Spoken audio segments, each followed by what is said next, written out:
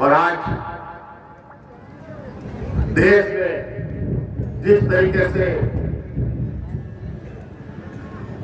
लोगों की आमदनी, रोजगार, व्यापार छीने जा रहे हैं, छीन रही है, वो भी अप्रत्याशित है।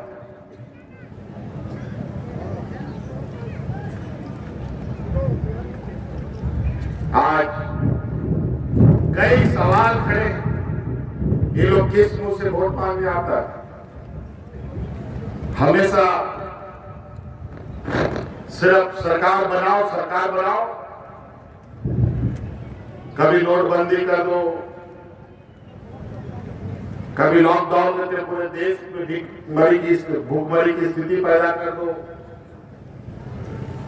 कभी जीएसटी लागू कर दो, कभी कुछ, सारी सरकारी संस्थाएं बेच डालो।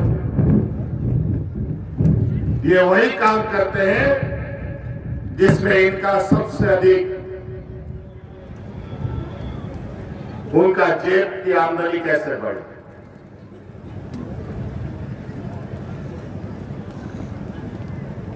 देश में जनता का, देश के किसानों का और यहां के बेरोजगार नौजवानों को रोजगार कैसे मिलेगा, इस पर कभी भी कोई चिंता नहीं हुआ। चुनाव जीतते समय तो सब कुछ कहा कि 2 करोड़ हर साल नौकरी पैदा करेंगे, लेकिन रोजगार तो मिला नहीं। लेकिन कोरोना ने रोजगार जरूर सबका छीन लिया। आज इस विपरीत परिस्थिति में भी आपकी सरकार पूरी चुनौती के साथ सड़कों पर उतरकर आपकी सेवा में लगा। आपने देखा, हम लोगों ने अनेक वैसे कदम उठाए जो इस राज्य के लिए मील का पत्थर साबित आने वाला भविष्य में हो। आपने किसान लोन की बात देखी, हम लोगों ने किसानों का लोन माफ किया। आपने देखा, हमने हरा कार्ड के माध्यम से इन नालायकों ने 11 लाख लोगों का कार्ड, राशन कार्ड डिलीट कर दिया। हम लोगों ने 15 लाख लोगों को और हरा कार्ड देकर के राशन बनवाने का काम शुरू कर दिया। हमारे गरीब लोगों के दम से कपड़ा छीनने का काम किया, धोती साड़ी योजना बंद कर दी। हम लोगों ने फिर से हर एक साल 2 बार धोती साड़ी देने की योजना प्रारंभ कर दी। कई ऐसे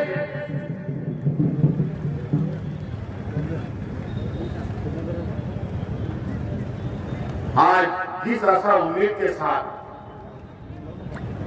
आज इस सरकार को राज्य की जनता देख रही है, कभी कभी मुझे भी डर लगता है कि आज यहां के लोगों में कितनी दर्द है। आज आपको हम बताना चाहेंगे कि आमतौर पर जेपीएससी में जो परीक्षाएं होती थी, उसमें जो लोग लड़के नौजवान फॉर्म भरते थे, उसकी संख्या 1.5 लाख होती, 1,30,000, 35,000। और इस बार जो वैकेंसी निकली है, अप्रत्याशित नौजवानों ने फॉर्म भरा, लगभग 5.5 लाख नौजवानों ने फॉर्म भरा। आप जेपीएससी का पसीना छूट गया कि कभी तो इतना फॉर्म नहीं भराया, आज इतना फॉर्म भरा कि हम एडमिशन कैसे लेंगे, एग्जाम कैसे लेंगे, इतना सेंटर बनाना पड़ेगा, इतना व्यवस्था करना पड़ेगा।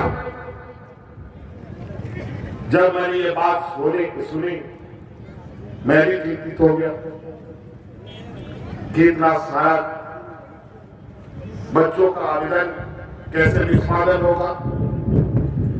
हमने निर्देश दिया कि हर हाल में निश्चित समय पर बच्चों का एग्जाम होना चाहिए। और इस बार जो हमेशा से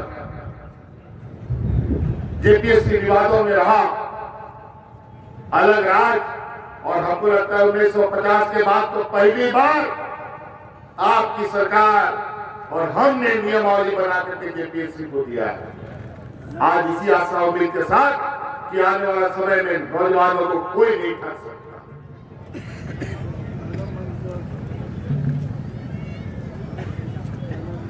तो कई ऐसी बातें हैं। आज तो हम अपने आदरणीय पिताजी हाजी साहब के कर्मभूमि और आंदोलन की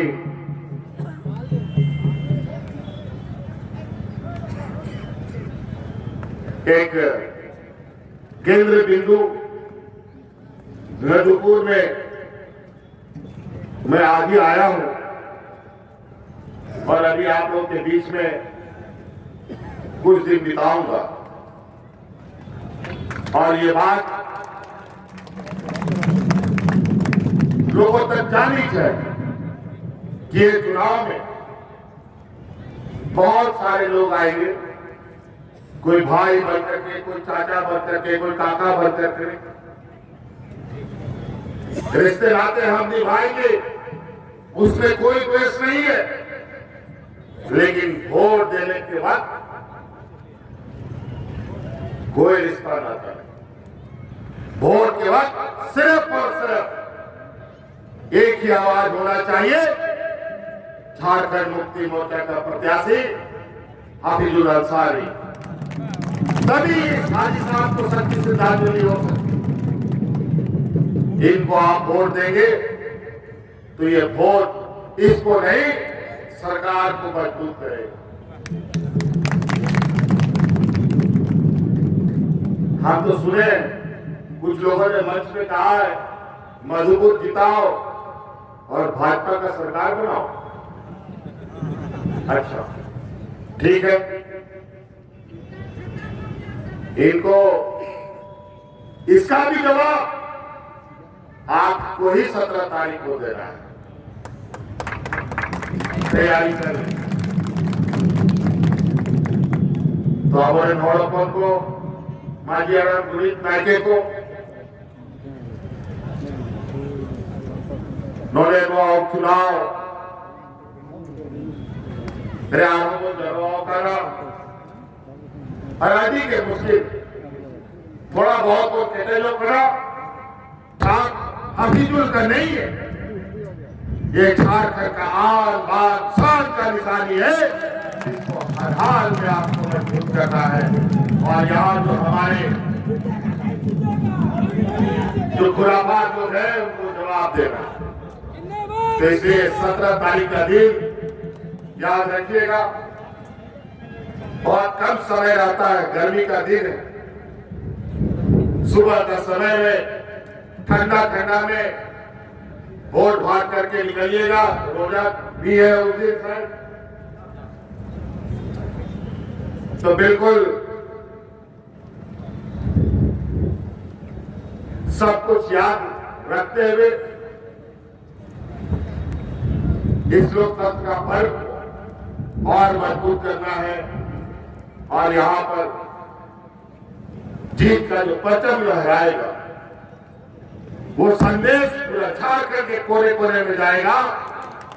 और जो हमारे प्रतिद्वंदी हैं उनके गाल पर एक ताकतवर तमाचा लगेगा। तो यही बातों के साथ बहुत बहुत धन्यवाद।